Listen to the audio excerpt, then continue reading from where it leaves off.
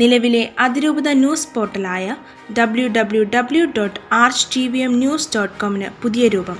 പ്രധാനമായും news പോർട്ടലിൻ്റെ layout, font എന്നിവയിൽ കാലികമായ മാറ്റങ്ങൾ വരുത്തി. വാർത്തകളുടെ വിഭാഗത്തിൽ ആവശ്യമായ ക്രമീകരണങ്ങൾ നടത്തി. അതിരൂപത, ഫെറോന, ഇടവകതല വാർത്താ വിഭാഗങ്ങൾ പ്രത്യേകമായി ഉൾക്കൊള്ളിച്ചിട്ടുണ്ട്. കേരള സഭയിലും ഭാരത സഭയിലും ആഗോള സഭയിലും നടക്കുന്ന വിശേഷങ്ങളും ഈ പോർട്ടലിൽ വാർത്തകളായി ഉൾപ്പെടുത്തിയിട്ടുണ്ട്.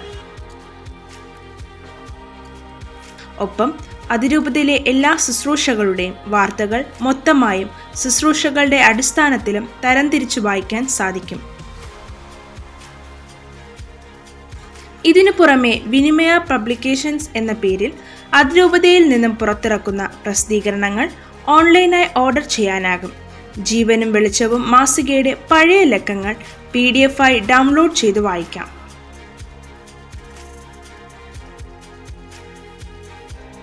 അനുദിന വചനങ്ങൾ, അനുദിന വിശുദ്ധർ തുടങ്ങിയ വിവരങ്ങൾ പോർട്ടലിൽ ലഭ്യമാകും. നവീകരിച്ച പോർട്ടലിൽ നിന്നും അതിരൂപതയുടെ ഔദ്യോഗിക സൈറ്റിലേക്കും സമൂഹ മാധ്യമ പേജുകളിലേക്കും KRLCCയുടെ മാട്രിമോണിയൽ സൈറ്റിലേക്കും പ്രവേശിക്കാൻ സന്ദർശിക്കാനും സാധിക്കും. പോർട്ടലിൻ്റെ മെനു ബാറിന് കീഴിലായി ടോപ്പ് ന്യൂസുകൾ സ്ക്രോൾ ചെയ്യും.